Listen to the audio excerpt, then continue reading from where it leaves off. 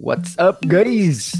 So, kasama natin ngayon si June, isa mga students ng TMT Premium Programa. So, tatanungin lang natin siya later kung ano yung mga nagpa-inspire sa kanya na mag-forex and ano yung nagpa-inspire sa kanya maging 30-minute trader and yung mga strategy niya and kung ano yung mga naging results niya sa forex trading. Sobrang excited na. So, ready na ba kayo, guys? June, ready na ba? Let's go!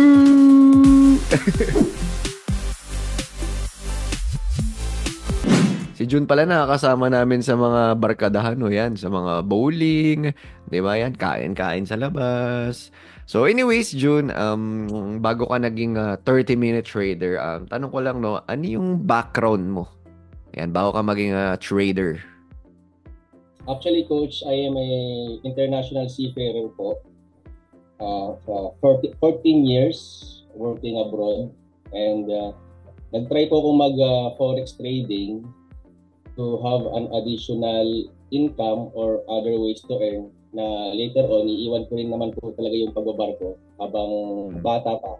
Mag-gain lang ng learning with proper community, with proper coaching, with proper mentoring po, Coach. Ayan, oh. So usually, no, ano ba yung pinaka-struggle kapag, ayan, nagbabarko? Kasi marami rin tayong mga seafarers malamang na nanonood. Ano ba yung pinaka-struggle? Bakit iba, after yan, after ilang years, after 10 years, gusto talagang mag-retire and maghanap ng, yan, katulad ng business or ibang pagkakakitaan? Ano ba yung mga pinaka-struggles or challenges? Ang mga nakikita ko pong struggle sa tulad namin mga seafarers din po and OFW, yung kulang po sa financial literacy at saka yung ibang ways na kumbaga hindi nila nakikita na meron palang ibang ways other than the present profession. And kaya constant din itong Forex Coach, ito yung negosyo na ititreat ko as negosyo na pwede kong dalhin kahit saan, wala kang taong babayaran o papasahurin. It's all your decision. It's all your, let us say, your improvement na maging profitable trader in the long run po. Eh, na-homesick ka rin ba, June? Ay, syempre, Coach. Parang normal na po yan sa amin eh. So, isa yun sa mga challenges, no? So, yun, ikwento mo naman kung paano ka naging interested sa Forex. Kumbaga, paano mo siya nakita? Actually, Coach, i-share ko lang po yung dati kong experience. Kasi dati, Coach, nadala ko nung hype sa cryptocurrency. Pero ito legit talaga to na merong cryptocurrency, nagiging lang siya, scam pag hindi mo siya inaral or ininvest mo lang yung pera mo. Kaya nandun ako sa side na kailangan ko siyang aralin. Siyempre parang nasa gera, kailangan meron kang tamang gadgets, tamang mga weapon. Hindi basta-basta kasi nasunugan na po ako ng coach, pero yung type po nun isa tuition fee, tinitreat ko siya as tuition fee for educational purposes din po na hindi na dapat maulit. Ayan.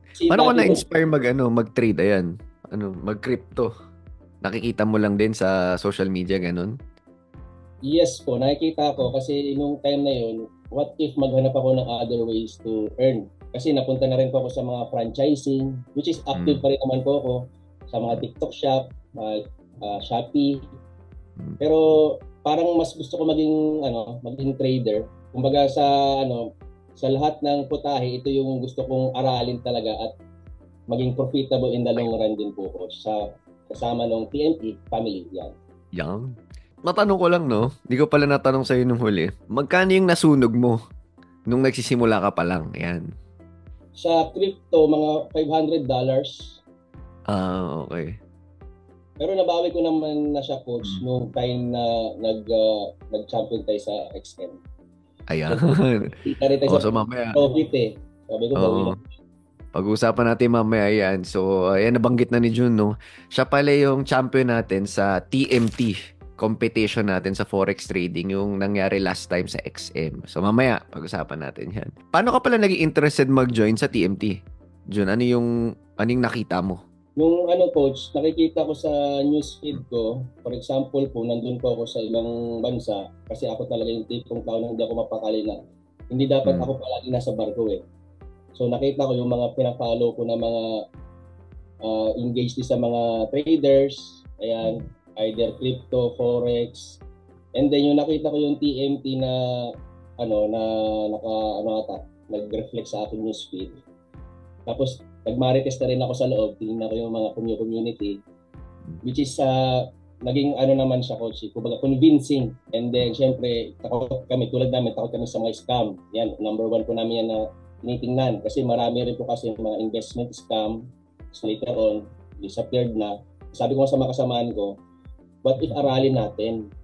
Kasi nakatingin na ako ng panalo, nakatingin din ako ng talo, which is kulang lang tayo on education, proper community. Ayan, which is nakita ko rin po sa TMT. Nag-start ka ba sa TMT program or diretso ka sa premium? Diretso ako sa premium, coach eh. Okay. So ano yung pinaka 2023 ata yan, coach. yan. So ano yung pinaka-favorite mo sa loob ng TMT premium? Ano yung mga pinaka nakatulong sa'yo doon? Yung pinaka nakatulong at tumatak sa akin sa TMT premium, una sa lahat, lifetime siya, community, lifetime na may support sa coaches, sa mga nagkaroon ng resulta, at syempre yung the way na i-educate yung mga tao, mga student, na hindi nila pinapabayaan. Kumbaga, mayroon talaga kami naka-assign na coach each student. Hindi kami nangangapa kahit kanino, magtatanong kahit kanino. Kumbaga, may sistema po sa coach. Shoutout mo naman yung coach mo. Shoutout ko yung pinaka-pet malong coach ko, si Coach Cares. Ayan, Coach Cares. Pinaka-idol natin. Isa sa mga idol na coaches sa TMT. Shoutout dyan. So, ano pala naging journey mo pagpasok mo dun sa TMT Premium? Kasi expect kasi ng lahat, pagkapasok mo, chill ka na lang, tapos biglang profitable ka na. Ano ba yung pinaka nangyari? Kwento mo naman pagkapasok mo. Yung aking experience po pagkapasok ko sa TMT Premium, una sa lahat, hindi ka magiging profitable pag hindi mo susundin yung sistema na meron sa TMT Premium. Kumbaga, step by step, baby steps muna tayo, at kailangan talaga natin sundin kung ano yung curriculum na nasa loob ng TMT Premium, coach. Kumbaga, hindi tayo mangangapa sa ilalim ng tubig, malalim na ba ito, mababaw. Step by step, para hindi tayo ma-overwhelm, mabilaukan ba. So, ayun. So, sa dami pala nang nag-join sa natin, no? Sa pag-usapan na natin, no? Sa XM competition natin, sa XM trading competition. Ayan, si June ang nag-number 1. Kwento mo naman, yung sige, yung result muna. Kung magkano yung nilagay mo, tas magkano yung total profit. Yung i-share ko lang din po, coach, yung challenge na yun is my first time, and I don't expect talaga na mag-number 1. Yun po yung reality. Pero ibig sabihin po, dahil sa tulong po ng community, dahil sa tulong po ng curriculum na nasa loob po ng ating premium program ng school, which is nakasabay po ako talaga. Kasi tulad po ng nasa barko po ako, medyo limited yung internet, pero nakasave naman po doon sa school yung yung curriculum. Nakakahabol po ako. And then pag uwi ko po, inaanap po yung coach ko, yan, si Coach Cares. Ayan, shout out ulit kay Coach. Hindi ako pinabayaan. Magkano pala yung mo, yung dineposit mo, June? Ang deposit ko, Coach, 100 USD eh. Kasi yun lang ang minimum para hindi masyadong, kumbaga, pumasunog. Okay lang. Correct. Kung anong kaya ko lang mawala. Pero dahil nga dun sa TMT challenge na yon, hindi ako nawalan ng pag-asa ba. Ibig sabihin, coach, kasi hindi naman ko pwedeng sabihin na profitable kasi nga wala pa naman talaga ako sa puntong ganun, pero hindi po ako nagpabaya na aralin. And then, yun nga, parang pumabor din sa akin yung strategy sa challenge na yon. Yung $100 ko po, coach, umabot po na 2K. Yung? Ayos yun ah. So halos ilang percent yun? Parang almost 2,000%, no? Mga ganun. Yung growth, tama ba? Yung ganun po yun, coach. Kasi pala, nagsali pa pala ako sa ibang challenge nung election. Okay, 2 challenge pa lang napasukan ko. Pero sa TMT, kung lahat po na yun, yung single account po na yun na binigay na link ng TMT, na-accumulate ko na po sa kanya lahat-lahat. Mga 2,100, ganun po. Lang. Congrats from the $100 na kapital. Galing. So sige, so malamang yung mga viewers natin tatanong, paano mo nagawa yun? 'Di ba?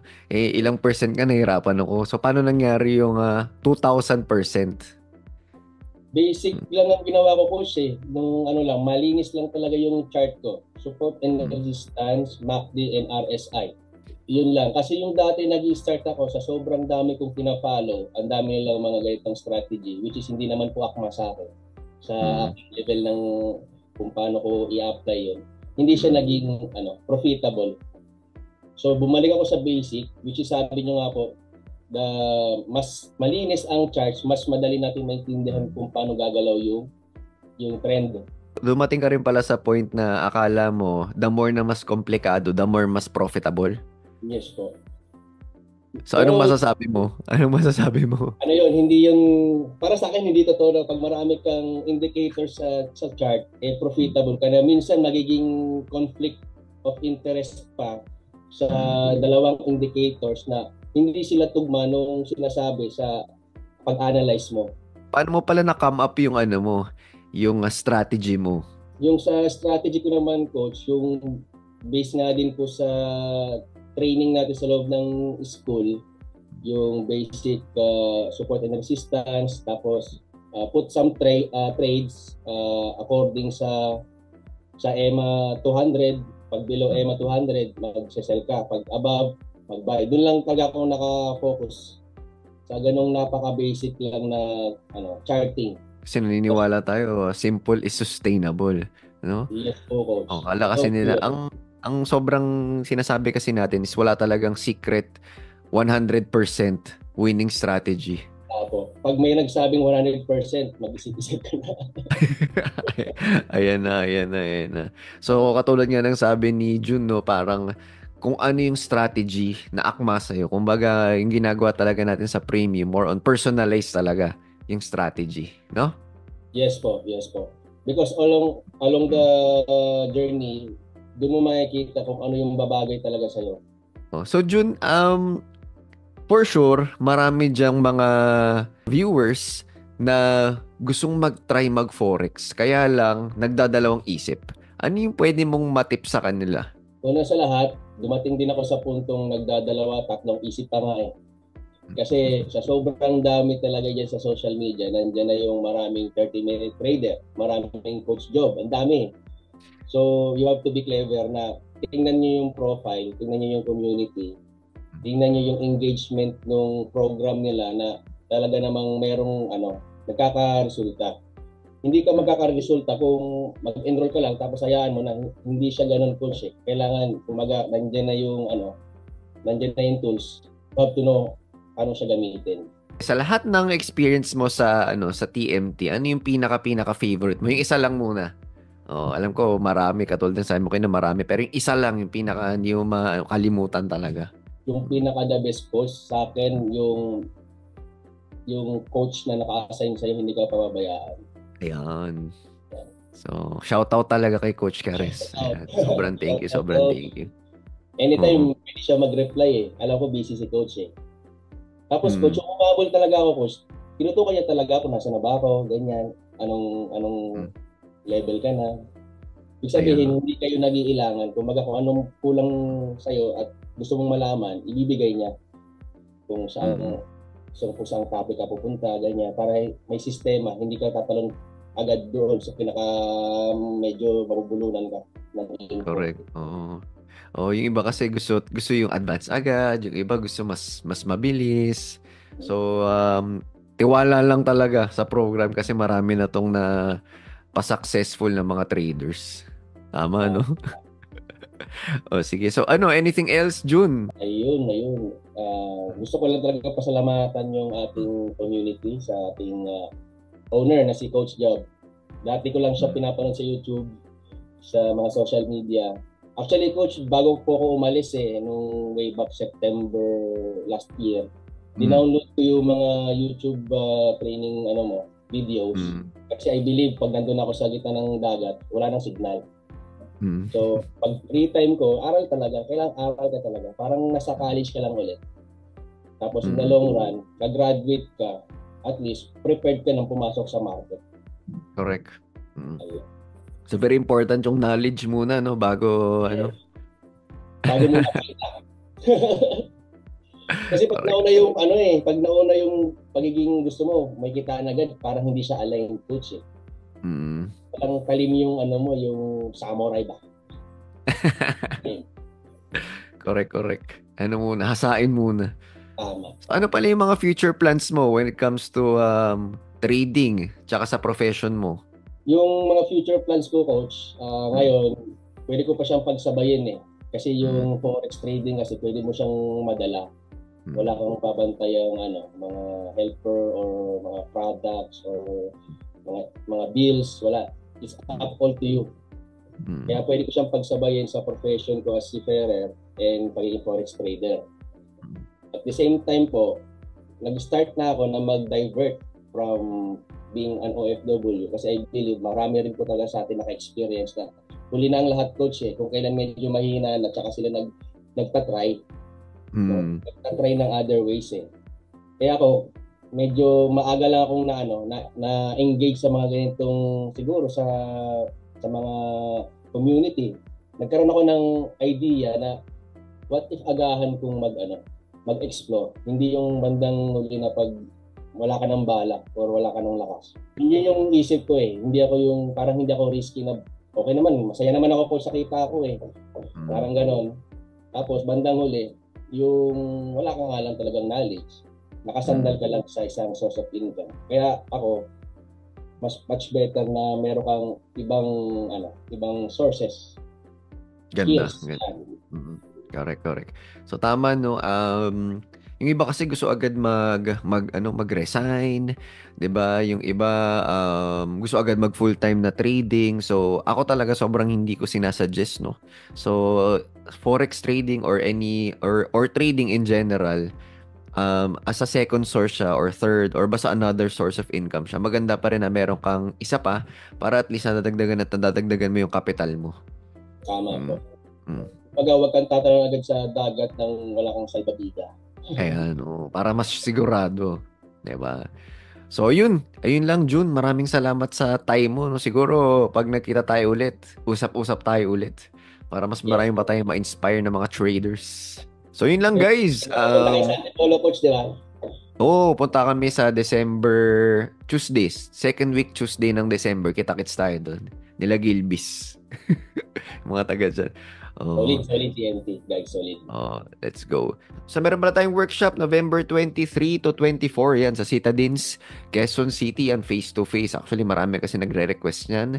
So may link dyan sa baba, kita-kits tayo. And if you wanna know more about TMT, yan may mga links tayo sa baba. And kung gusto mo gumawa ng mga demo accounts, ayan, links lang sa baba. So again, kita-kits tayo sa next video. Bye! Bye. Thank you, coach.